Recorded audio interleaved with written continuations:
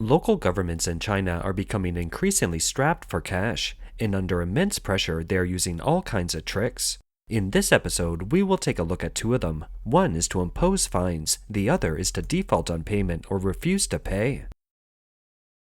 Approach 1. Fines. In June 2023, a number of restaurants in Shanghai were fined 5,000 yuan or about $700 for selling cold noodles mixed with shredded cucumber. With the summer heat, cold dishes are a popular choice for dining. Generally speaking, the cold noodle dish mixed with shredded cucumber, shredded carrot, bean sprouts, etc. is commonplace in the eyes of average Chinese. But unexpectedly, some restaurants in Shanghai received fines for it. A Shanghai restaurant got fined 5,000 yuan and 119 yuan confiscated. The official reason cited was that the business was licensed to sell hot food, and the shredded cucumber was a cold dish, so it was deemed to have violated the food safety law. The news exploded on China's social media platform Weibo. One netizen commented, "If the government wants to penalize you, you may be penalized for what kind of spices you add to your dishes."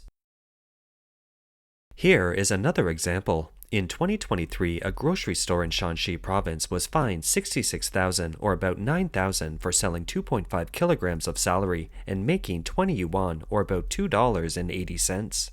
A couple surnamed Luo from Yulin, Shanxi province operated a grocery store. In October 2022, the store imported 3.5 kilograms of celery for sale. The local market supervision department extracted 1 kilogram of celery for sampling and inspection. A month later, the couple received the inspection report stating that the celery failed the inspection and there was a fine of 66,000 yuan for violating the food safety law. It's reported that since 2021, this particular market supervisory body has imposed more than 50 administrative penalties on food products, with 21 cases involving fines of more than 50,000 yuan, while the amount of money involved in the cases was only a few dozen or a few hundred yuan. Local governments in China are in a financial crunch and have been imposing all kinds of excessive taxes and levies. Officials in one county in Inner Mongolia went so far as to forcibly collect millions of yuan, or about 138,000, from local peasants. Several farmers in Kailua County, Inner Mongolia, have leased more than 659 acres of barren land for 30 years. It has 10 years to go before the lease is up. After 20 years of hard work, the farmers have turned the land from barren to fertile, and the land has become a good harvest field. However, in April 2024, at the time of the spring planting, local village authorities suddenly demanded an increase in leasing fees that amounted to millions of yuan. They threatened there wouldn't be any spring planting unless they paid up. The farmers refused the unreasonable demand. On April 22nd, a video circulating online showed several village officials blocking farmers from plowing their fields, demanding payment first. One official yelled, "I'll get 200 people to come here tomorrow to clean you up." These officials blocked farmers from plowing their fields and forcibly took their tractors. When the farmers asked the officials to show the legal provisions for charging fees, the deputy secretary of the town party committee and a member of the political and legal committee shouted, "Don't ask me, I don't know the law." When the farmers asked which unit had authorized them to collect the fees, the village officials refused to respond. The police then verbally summoned the tractor driver and violently pushed him into a police car, leading to chaos.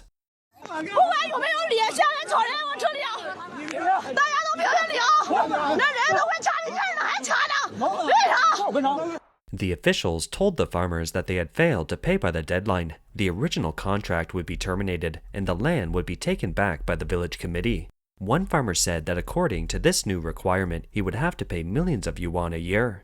He said, "We spend all our money on seeds and fertilizers, so we really can't afford to pay 1,000,000 yuan in one go." The farmers said that they had already paid the leasing fee 2 years ago, and that it was unfair to charge them this time. According to the contract provided by the farmers, the term of the contract began March 20th, 2004 and lasted for 30 years, and the contract fee was paid in batches and paid in full in 2022. The party secretary argued that the land was barren when the villagers first leased it, but now it had been turned into an irrigated rice field, so they have to pay additional fees for the new irrigated land.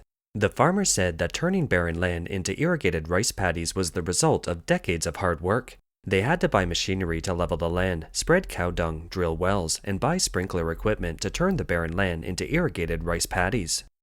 The CCP Kailua County authorities then issued a notice calling the additional fees additional contracting fees. This means that farmers still have to pay millions of yuan. The terms of the 30-year contract can change at the drop of a hat. The notice also said that the deputy secretary of the town party committee had been removed from his post and that the village branch secretary and others have been given serious warnings within the party. Let's take a look at another incident where truck drivers in Henan province got slapped with huge fines. In May 2023, truck drivers passing through Henan province reported that they frequently received notices of fines. They said that trucks that weren't overweight before leaving became overweight when they were weighed there and received high fines as a result. One truck driver was fined more than 70 times a year, with the highest fine being 18,000 yuan or about $2,500 US. Another driver received 58 tickets in 2 years, with fines amounting to 275,000 yuan or about $38,000 US.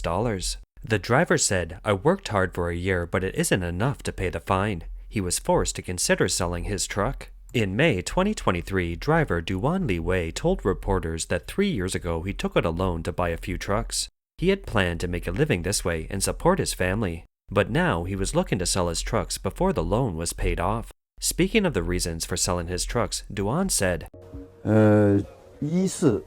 "First, the freight rate was too low. Second, there was too much fines. He received 70 to 80 tickets in just 1.5 years. He took out a thick pile of tickets which ranged from 1,000 yuan or about $140 to 18,000 yuan. Most of the penalties are due to exceeding the maximum weight. Yet, Duan isn't the most miserable person to be fined. Another driver named Xu Shui told the reporter that he received 58 tickets in 2 years, totaling 275,000 yuan in fines.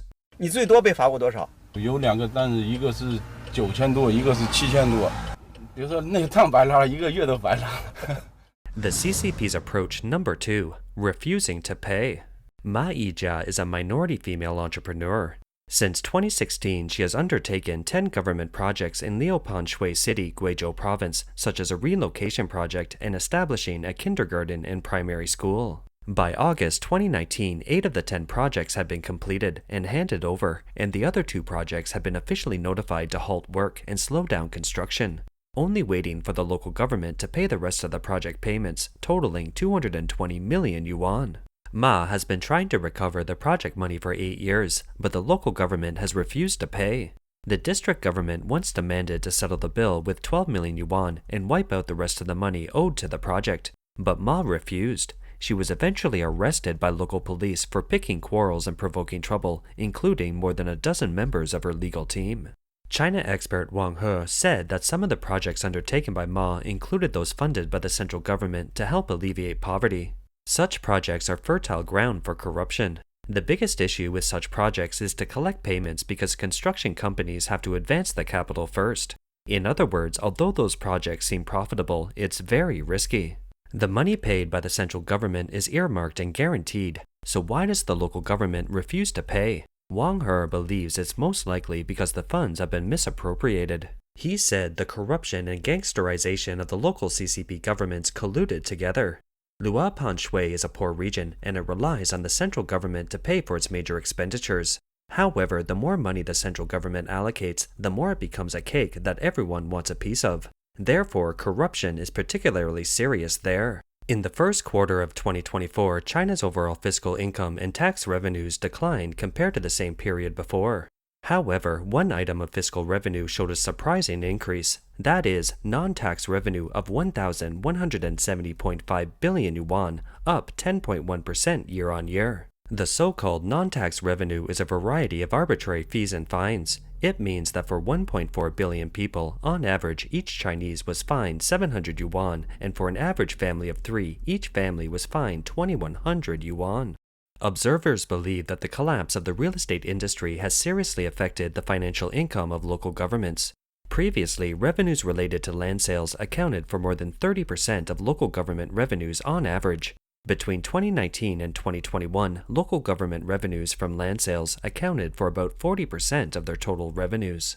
Data from China's Ministry of Finance shows that local government's land sale revenues reached a record high of 8.7 trillion yuan in 2021.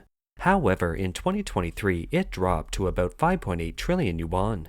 a decline of nearly 3 trillion yuan in just 2 years. China's local government finances are struggling, so it's time for an all-out cash grab. That's all for today. Thank you for watching. If you like this episode, please subscribe, like, and share.